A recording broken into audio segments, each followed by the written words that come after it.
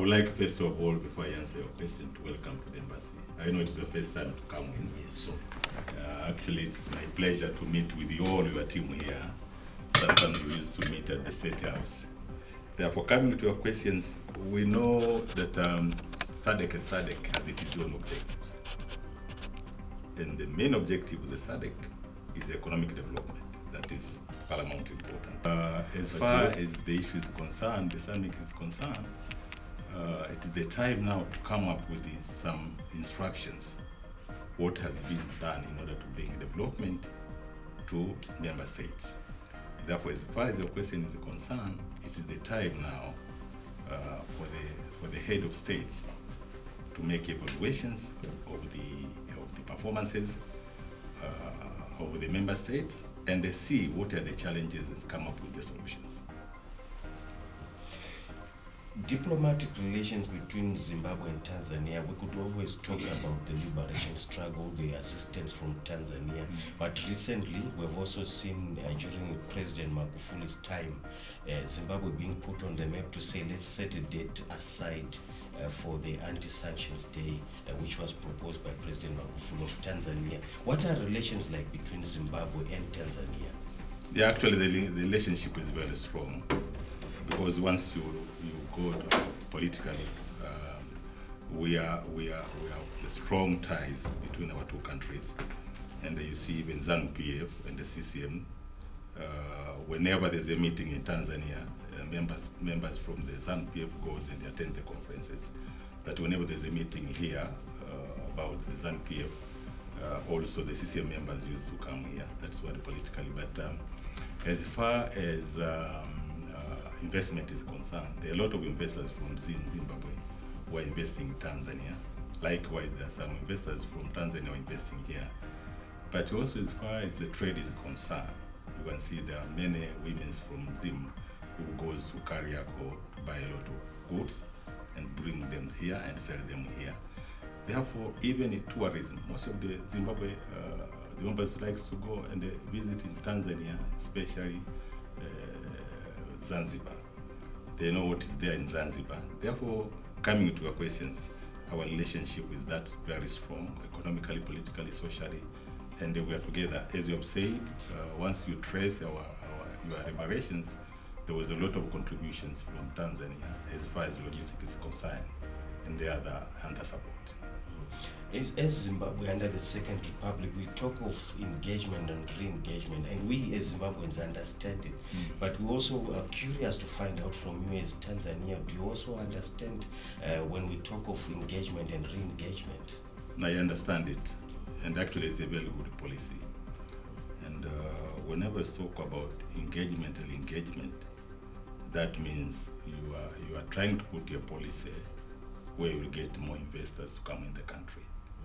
That because the Zimbabwe is under some sanctions, to me I call them illegal sanctions. Therefore, in order to get more investors, then the issue of engagement and engagement is very, very important to attract more investors to come in, to attract more traders to come in, and the aim is just to make sure that you boost up the economy of the country. Talking of the economy, we have when Zimbabwe is open for business policy. What is your perspective on the operationalization of this mantra, Zimbabwe is open for business? I know that you have talked about investment, both sides investment, but your perspectives on Zimbabwe is open for business? It's a very good mantra. Because when you say is open for the business, you are inviting, it means that the policy also is supporting for the investors to come and do business. But also it allows some of the business people to go out of the country to do business. Therefore, by so doing, it means that you are trying to make the economy strong. Because by having many investors coming in Zim, we expect that they're going to open a lot of industries here. By having enough money, then automatically you're going to have a lot of infrastructure which are going to be made. A lot of infrastructure we're going to be constructed here. We can see now, for example, a lot of roads have been constructed. Dams, you see even the airport here, Robert Mugabe Airport, how very impressive the airport is. This means it needs money, and how to get money, then the business should be open. Zimbabwe hosting the summit, how do you view that? I know that the cycle goes for about 16 years before another chance happens, but for Zimbabwe hosting the summit and its role in the region, how do you view it? First of all, it shows that Zimbabwe is a safe country. That is one. Because if it was not safe, then I would not expect that such kind of summit would be held here or could be brought here. But the second is the trust. I think there's a trust of the member state that they should bring the summit here. That is also, but also it is going to promote a lot of things here, bring a lot of development here, because we see we have this exhibition, industrial exhibitions, which is going to take place between the 8th up to 7th in August. Therefore, we expect to have a lot of investors who will come in Zimbabwe, a lot of tourists will come in Zimbabwe, a lot of experts will come in Zimbabwe, and by so doing, I'm sure that it is going to make Zimbabwe strong. But coming to your question, I'm sure it is because of the peacefulness of the country. It's very safe, therefore there is no hesitations for investors to come in. When we look at the regional integration and growing a strong SADC, what, from your perspective, is Zimbabwe's role in creating this strong SADC, economically, peace, and so forth? Yeah, when you talk about Zimbabwe is one of the members of the SADC country. It's one of the 16 countries of the SADC country. Therefore, it's very important. We chemists normally we talk about covalent bond, that we are sharing. Whenever there's poverty, we share poverty. Whenever there's strength, we share strength. Therefore, you will see that economically, there are investors who goes around in 16 countries to support there. Therefore, for us, it's very important as far as investment is concerned, but also for the trade purposes. Also, there are some traders who moves around to Tanzania, to South Africa, and some are coming from Tanzania to South Africa here.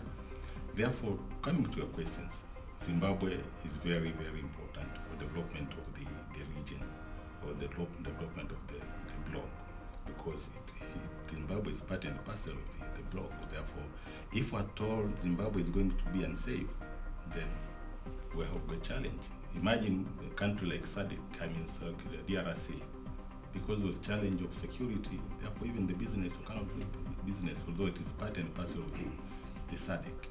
Therefore, Zimbabwe is a member of the SADC, has a lot of things to do as far as the development of the bloc is concerned. When we look at the development that Tanzania is going through, we always see the infrastructure that is going up, but perhaps you could also share some constructive ideas or approaches that the whole of the bloc can take in order to grow the economies so that the people have developed SADC. Yeah, actually, I was trying to go around and see the policy here. The policy here, it doesn't differ very much from my policy. I would like to actually commend the good work which is done by His Excellency Dr. Mnangagwa, because we see a lot of development once you look on the infrastructure. And whenever you talk about industrializations, we cannot have industrializations without having infrastructure. But once you move around, you see how many roads have been rehabilitated, how many new roads have been made. You see even dams I was seeing, because you cannot have infrastructure, you cannot have industries if you don't have enough water. There's a lot of dams which have been constructed here. Therefore, I think the issue of learning from Tanzania, maybe the exchanging of information, that is very important. We can share what kind of heritage do we have, the resources, because that is very important. Once you realize the resources, what you have, what you don't have, and what your fellow or your member country is having, then you can share the resources, you can share the expertise. I think that is very important. But in comparing, I think what we can do is just sharing of the information as far as our heritage is concerned, as far as our expertise is concerned, that we are moving forward economically. Finally, Your Excellency, in terms of cultural exchanges and other issues of vital importance, maybe we can talk of cuisine, what more can be done to bring this bloc together so that we grow closer through cultural ties, through cultural exchanges, and so forth?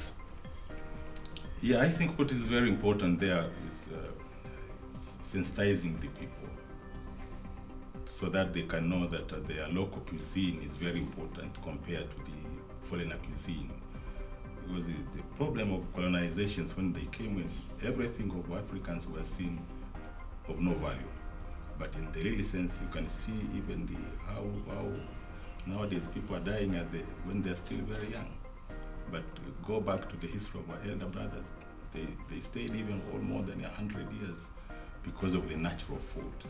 Therefore, what is very important, because it is in our mind now, that our cuisine is poor. Therefore, our government has got the responsibility of now changing the mindset to know that our food, our cuisine, our traditional cuisine, is the best cuisine. That is one. And secondly is like what the First Lady is doing, exhibitions. Whenever there's exhibitions and some African countries are invited to participate, and actually there's a lot of things to be learned from there. I think that's the only thing to do with it, because this the food which we are having them is the good food which we are farming in our villages. Now, why do we think very much about sometimes you call this is an European chicken or what, but you forget our traditional chicken. Lord learners are the best. Yes, you cannot compare with this exotic one. But once you go to the supermarket, there are a lot of them. Therefore, I think as far as your question is concerned, is the sensitizing the people to remove the mindset, something to do with the exhibitions, as the First Lady is doing. With the time, we're going to change your mindset. Thank you very much, Your Excellency, for taking time to speak to us. Yes. And we wish you a successful SADC Summit. Thank you, and welcome again to the embassy. Thank you. Thank you. So, we go to now. We need to take wait. It's a bit long. We want to remove the cameras. Yeah, we can. Let them just remove the camera so that we can continue.